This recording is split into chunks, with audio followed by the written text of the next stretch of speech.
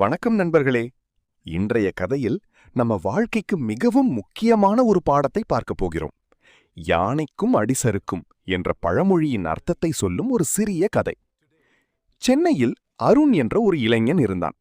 அவன் ஒரு ஐடி நிறுவனத்தில் வேலை பார்த்தான். அவன் மிகவும் திறமையானவன், எப்போதும் தனது டீமில் சிறந்தவன். அதனால் அவனுக்கு ஒரு நம்பிக்கை வந்தது. என்னால் தவறு நடக்காது, நான் எப்போதும் சரியாகத்தான் செய்வேன் என்று. ஒரு நாள் அவனுக்கு ஒரு முக்கியமான ப்ராஜெக்ட் கொடுக்கப்பட்டது. அவன் டீம் லீடர் அவனிடம் சொன்னார், அருண், இது மிகவும் முக்கியமான வேலை, ஒரு முறை டபுள் செக் பண்ணிட்டு சப்மிட் பண்ணு.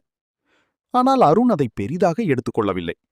நான் ஆல்ரெடி சரியாக பண்ணிட்டேன் என்று நினைத்து மீண்டும் சரிபார்க்காமல் ப்ராஜெக்டை சப்மிட் செய்து விட்டான்.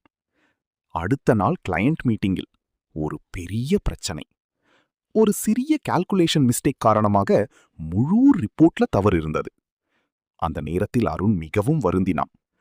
நான் எல்லாம் பெர்ஃபெக்ட் என்று நினைத்தேன், ஆனா ஒரு சிறிய கவனக்குறைவாலே பெரிய தவறு நடந்துவிட்டது என்று உணர்ந்தான். அன்ற நாளிலிருந்து அவன் எந்த வேலையையும் மிகவும் கவனமாக செய்து டபுள் செக் பண்ணி தான் சப்மிட் செய்ய ஆரம்பித்தான். நண்பர்களே, இந்த கதை நமக்கு சொல்லும் பாடம் என்னவென்றால், எவ்வளவு திறமையானவராக இருந்தாலும் சில நேரங்களில் தவறு நடக்கலாம். அதனால் எப்போதும் பணிவுடனும் கவனத்துடனும் இருக்க வேண்டும். இந்த கதை பிடித்திருந்தால் லைக் பண்ணுங்க, ஷேர் பண்ணுங்க மற்றும் சப்ஸ்கிரைப் பண்ணுங்க. நன்றி நண்பர்களே. மீண்டும் ஒரு நல்ல கதையுடன் சந்திப்போம்.